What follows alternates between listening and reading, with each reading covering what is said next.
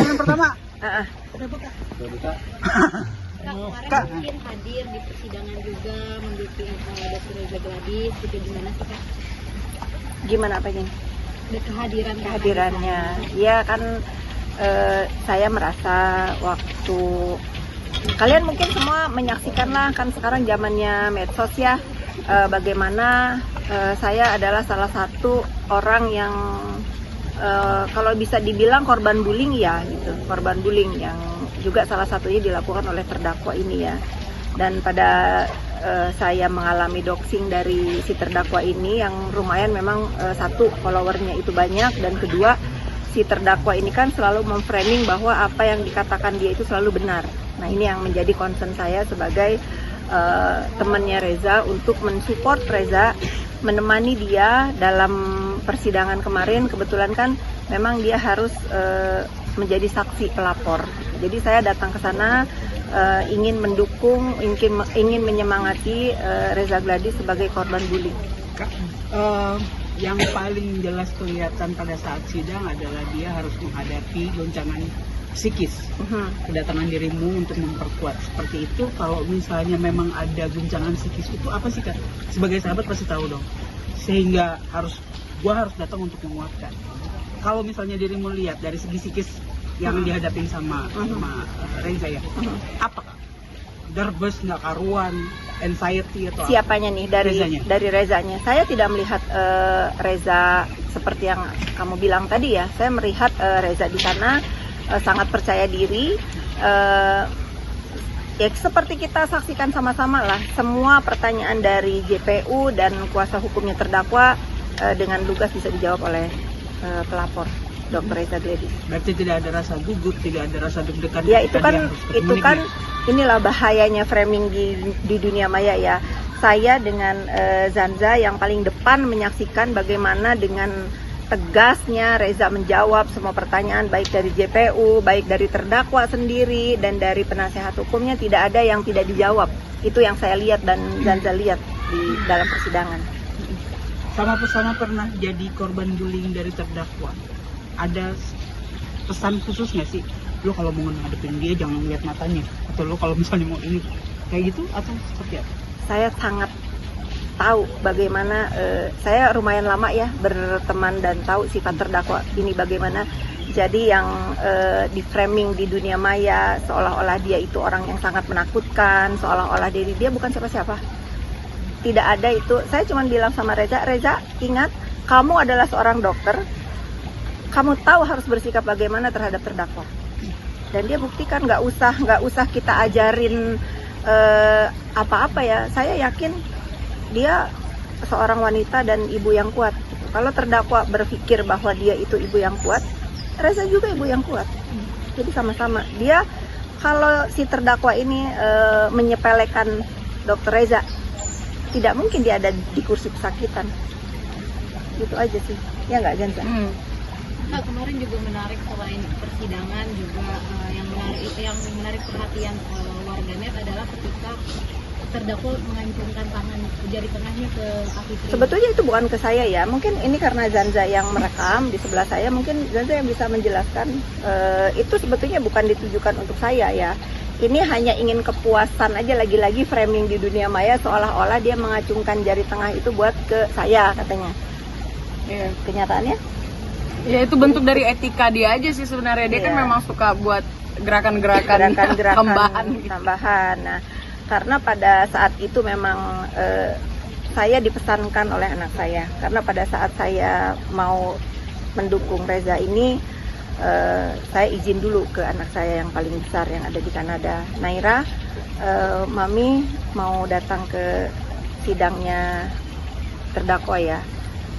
Sure, Mami boleh. Tapi kalau Mami mau datang ke sana, aku minta satu permintaan. Apa? Saya bilang gitu. Bisa kamu video call aku pada saat kita ini duduk di kursi terdakwa? Sure, saya bilang. Apa yang mau kamu lakukan? Saya bilang. Seperti yang Mami bilang, kalau kita berbuat jahat dan melanggar hukum di Indonesia ini, kita harus tahu resikonya apa. Dan aku ingin melihat dari manapun balasannya terhadap si terdakwa ini, finally dia duduk di kursi pesakitan dan aku mau melihat itu. Nah, makanya pada saat terdakwa masuk, saya memang video call anak saya. Kebetulan si terdakwa ini disorakin oleh kubunya, bukan kubu ya, oleh pendukungnya Dr. Reza ini. Mungkin dia nervous juga sehingga noleh ke belakang, dan anak saya pun melihat pada saat dia mengacungkan jari tengah. Itu namanya remaja ya, dia membalas memang sambil dia ya untung saya pakai earphone ya, sambil dia mengatakan, "Yuk, kamu lihat," kurang lebih gini ya artinya, "kamu lihat apa yang kamu rasakan sekarang, God never sleep," kata anak saya, Tuhan nggak akan tidur ya. Sekarang saya melihat kamu di sana dan ibu saya menonton kamu ada di sana. Itu yang dikatakan anak saya pada saat saya video call, dan kebetulan si terdakwa ini disorakin sama pendukungnya Reza sehingga dia mungkin terganggu mengacungkan jari. Tapi anyways itu bukan hal penting buat kita bahas. Poinnya adalah kita fokus kepada persidangan ini, jangan fokus kepada gosip-gosipnya ya. Kita fokus kepada persidangan ini bahwa menurut keterangan dan tuntutan yang ada di persidangan kemarin adalah tentang pemerasan dan TPPU. Itu aja sih. Saya ada di sana itu bukan untuk mengikuti perjalanan sidang atau urusan skincare-nya. Saya ada di sana untuk mendukung Dr. Reza dalam menghadapi bullying. Mungkin akan terus hadir Kak? Nggak tahu nih, kalau Zanza hadir ya, karena saya selalu komunikasi kan sama Zanza, gimana nih kita yang dulunya kita membela ya, pada saat itu kebetulan dia benar ya. Benar. Kan pada saat itu. Ya, kalau hari ini dia salah menurut kita ya. Salah.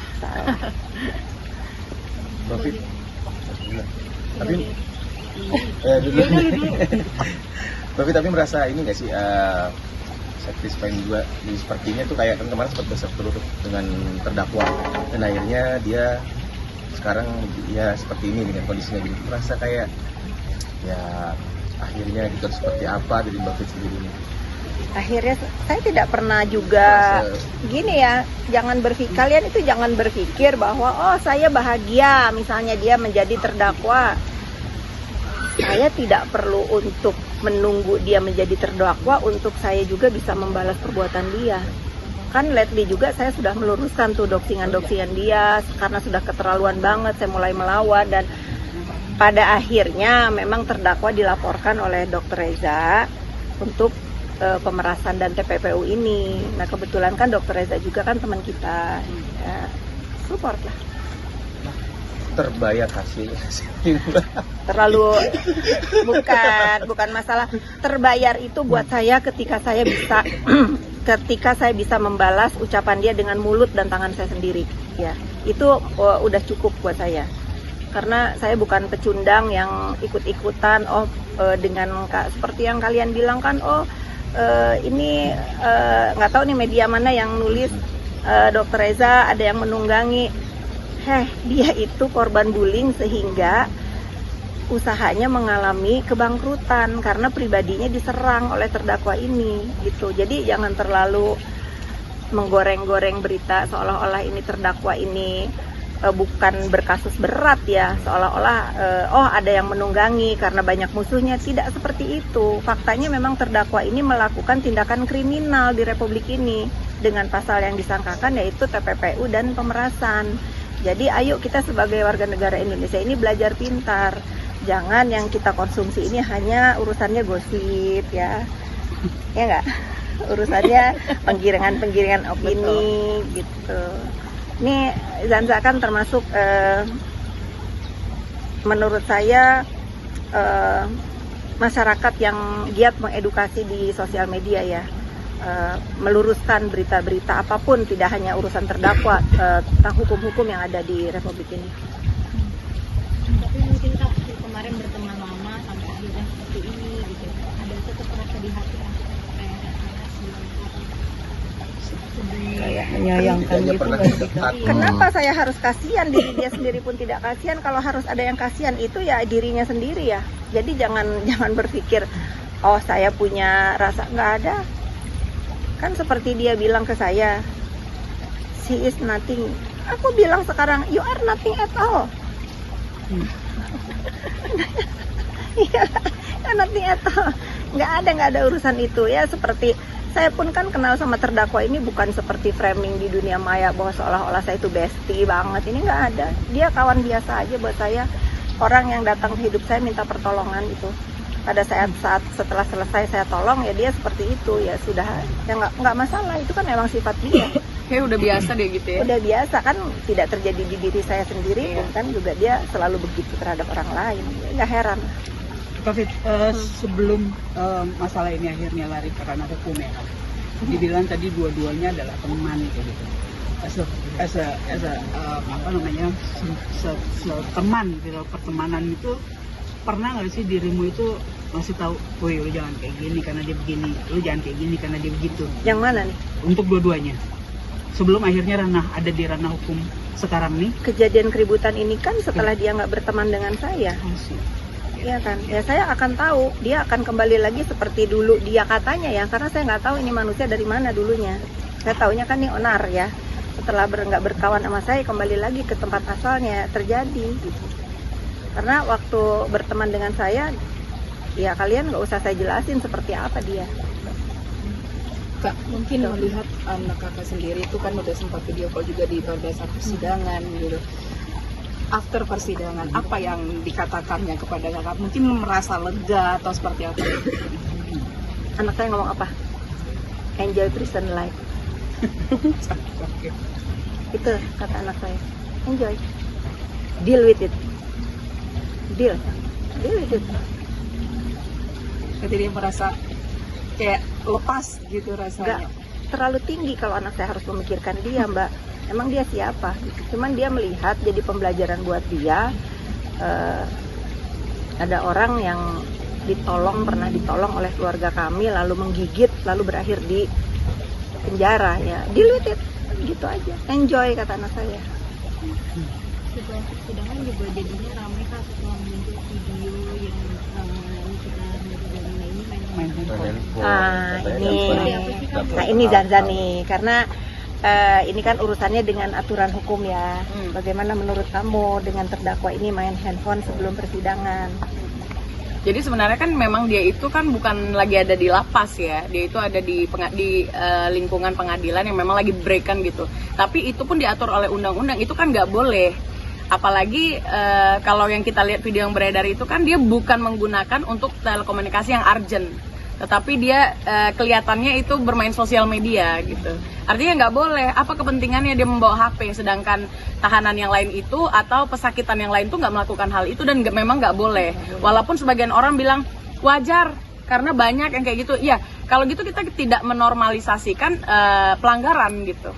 Iya betul, setuju itu saya. Tidak menormalisasikan pelanggaran. Dan seperti tadi dibilang sebenarnya juga ada kok yang kayak gitu. Iya. Ini sebenarnya gimana sih Kak yang harus diperbaiki itu dari sisi apa? Dari sisi mungkin dari kita ya, jangan pernah menormalisasikan. Nanti bahaya kalau sekarang koruptor udah biasa, orang korupsi aja gue. Kan nggak bisa juga kayak gitu. Memang benar, kebanyakan oknum ya nggak boleh kita tambah-tambahin banyak gitu loh.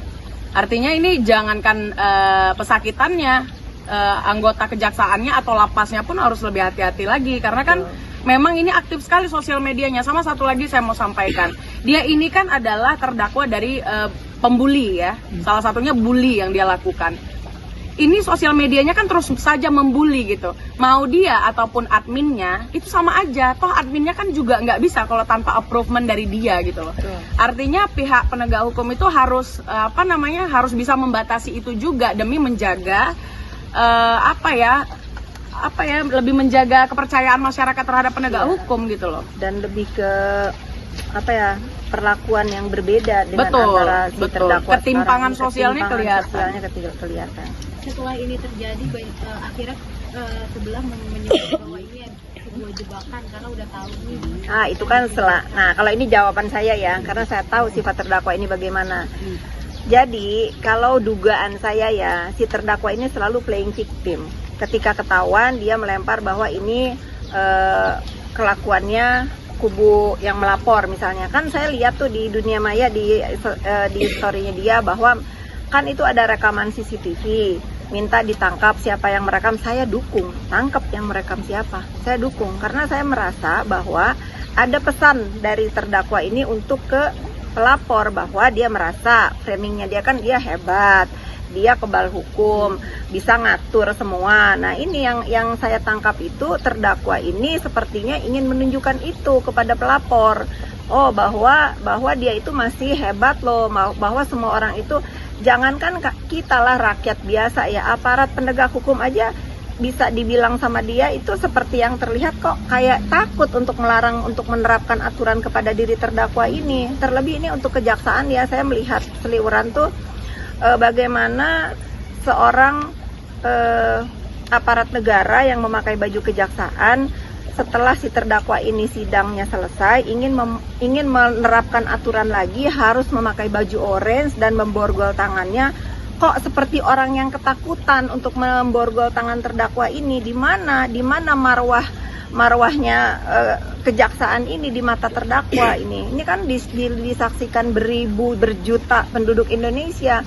Kok saya yang bukan kejaksaan aja ya, nggak ada keluarga juga saya di kejaksaan, kok saya sakit hati melihatnya ya, kok kayak takut banget gitu. Dan herannya lagi karena memang ini di negeri Konoha, kata netizen, yang dibully itu yang memakai seragam gitu. Ini buat kepala kejaksaan, mungkin ini pendapat dari saya juga, saya sangat prihatin ya dengan apa yang terjadi di ruang persidangan.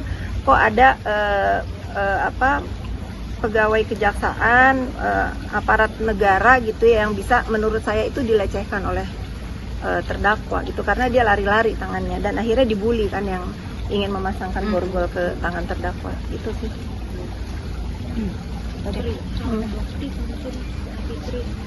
Bisa nggak usah pakai tif Samira gitu ya, karena kasihan sama yang lain. Kalau dokter itu nggak ada namanya detektif, dokter is dokter, dokter jantung, dokter kecantikan, nggak ada dokter detektif. Jadi kalau mau nanya dokter detektif itu setahu saya Samira kan, panggil aja Samira atau dokter Samira. Itu apa pertanyaannya? Dilaporin sama siapa? Samira, kalau memang dia mau melaporkan saya ingin bertanya juga ke Bapak Polisi. Samira ini kan sudah menjadi tersangka di Medan atas laporannya Dr. Andreas Situngkir. Saya merasa saya nggak perlu dilapor-laporin sama si Samira ini, Dokter Samira ya. Tapi setahu saya Samira ini kan sudah menjadi tersangka di Polrestabes Medan. Itu dulu yang kalian bertanya. Bila perlu kalian ke Medan sana atau ke Mabes Polri tanya. Jangan juga ada perlakuan perbedaan perilaku nih di kasus keonaran skincare ini gitu. Jadi jangan nambah-nambahin pekerjaan aparat negara dengan main lapor. Saya juga capek liatnya ya. Itu lebih bagus dia menyerahkan diri. Lebih bagus dia menyerahkan diri daripada dia. Ya mungkin ini karena contoh dari terdakwa yang satunya ya. Jadi terinfluence kali ya. Oh gini aja, onar aja gitu. Mungkin Kak, kalau udah ada surat panggilan, mungkin kan katanya udah lama ya dilaporin di masyarakat. Bisa nggak tanyanya yang lain, nggak penting untuk saya jawab. Kalau saya dipanggil saya pasti datang. Tapi tolong tanya balik ke si Samira, dia kapan datang ke Medan? Ya. Kapan dia datang ke Medan? Karena kasihan Dr. Andreas Situngkir ini memang perlu keadilan yang sudah lama sekali melaporkan dia berbulan-bulan. Dia sudah dipanggil pertama jadi tersangka.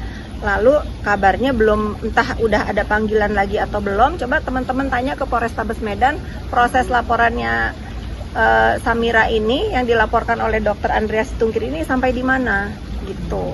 Itu besok kan datang nih hari Kamis nih. Coba kamu tanya ya, seperti kamu bertanya ke saya yang nggak jelas nih laporan si Samira di mana itu katanya. Coba kamu tanya ke si Samira itu bagaimana dengan laporan Dr. Andreas Situngkir terhadap diri dia. Kalau saya emang nggak ada takut-takutnya, nggak ada karena saya di sini itu bukan saya ngomong membela kebenaran, nggak terlalu jauh lah membela kebenaran. Saya gerah dengan ulah-ulah oknum nih penghancur dunia usaha skincare di Indonesia ya, salah satunya menurut saya si Mas Samira ini. Karena dengan jelas ya, ingat ya kalian wartawan semua menyaksikan di dalam persidangan itu bagaimana dalam dakwaannya bahwa ada keterkaitan 2 orang di dalam terjadinya pemerasan saudara NM ini. bagaimana ada pasal 55 di situ yang harus ditegakkan. Dan di dalam kesaksiannya Dr. Reza bahwa kronologi diceritain itu ada nama Samira juga disebut di situ. Itu yang lebih penting kamu tanyakan. Karena ini bahaya buat kalau untuk cuma ngelaporin saya, apalagi ITE yang dicemarkan siapa? Nama dia udah cemar di mana-mana gitu. Iya nggak? Iya, bahkan dia udah tersangka kan. Bahkan dia udah Dan di tersangka. dalam kasus ini nggak ada hubungannya dengan Kak Fitri, itu hanya ketersinggungan pribadi dia, tapi bagaimana dia sebagai profesinya harus menunjukkan dan membuktikan kepada masyarakat bahwasannya dia tidak terlibat, dan dia bagaimana mempertanggungjawabkan ketersangkaan yang telah ditersangkakan kepada dia gitu. Iya, betul. Itu lebih penting ditanyakan. Iya. Jadi kalau ada pertanyaan-pertanyaan begini itu blunder ya, karena akan akhirnya si Samira ini yang akan saya balik bertanya kepada aparat negara gitu. Sampai di mana? Kak, mungkin boleh diupdate juga soal kasus yang teror yang kemarin kabarnya sudah ada. Enggak, itu saya Lama. sudah gini ya. Saya itu orangnya pemaaf ya. Apapun yang terjadi di hidup saya akan maafkan selama orangnya minta maaf.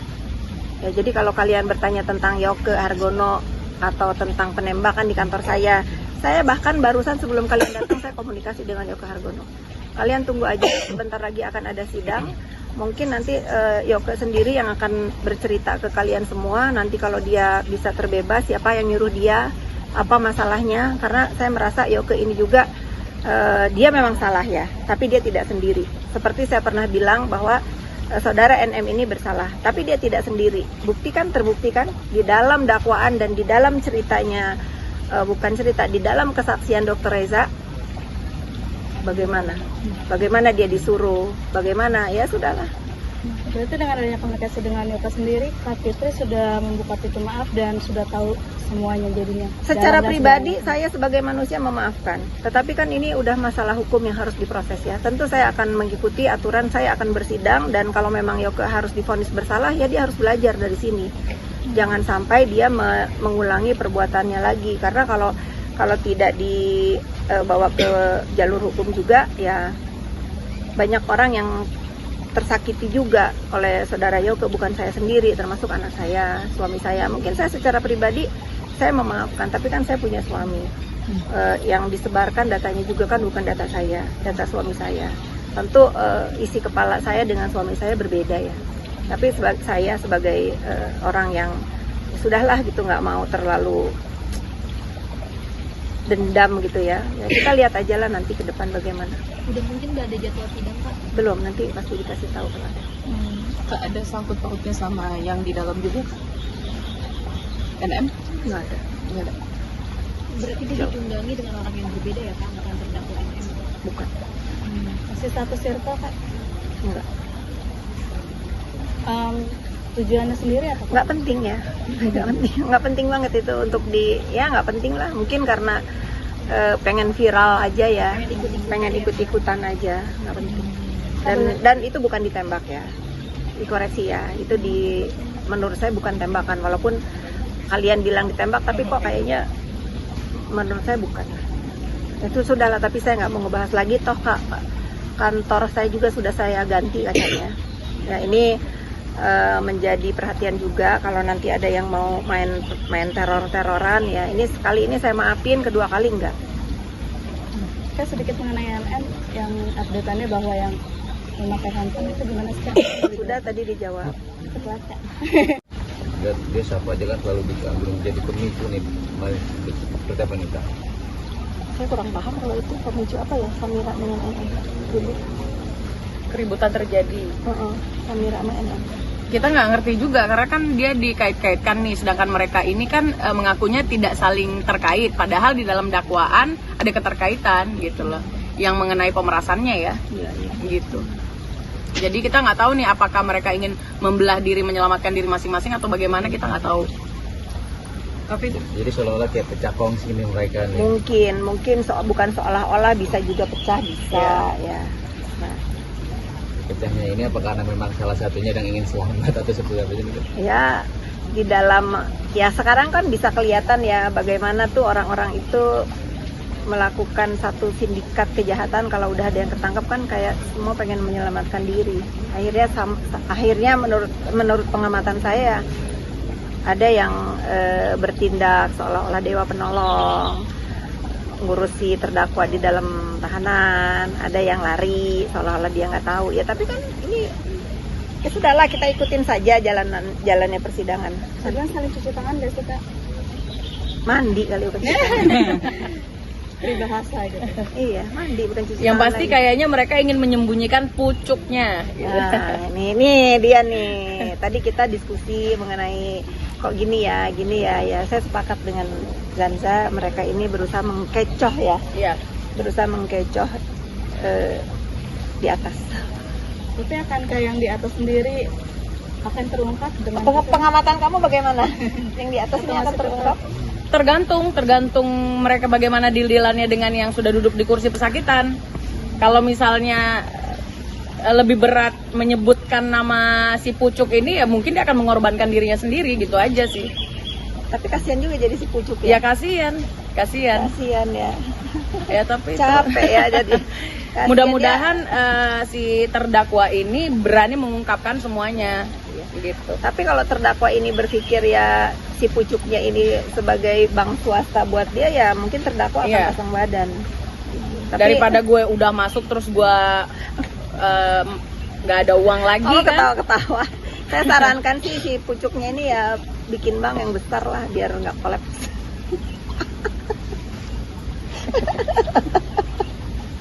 Bercanda ya, jangan dibahas serius, bercanda ini. Ya kan dandanin terdakwa OTD dari rumah tahanan sampai kursi terdakwa kan dia harus terlihat wow gitu. Tapi memang dibandingkan dengan yang katanya mafia skincare, the real mafia itu justru yang terlihat sindikat loh. Iya betul. Dan ini sudah hampir terbukti.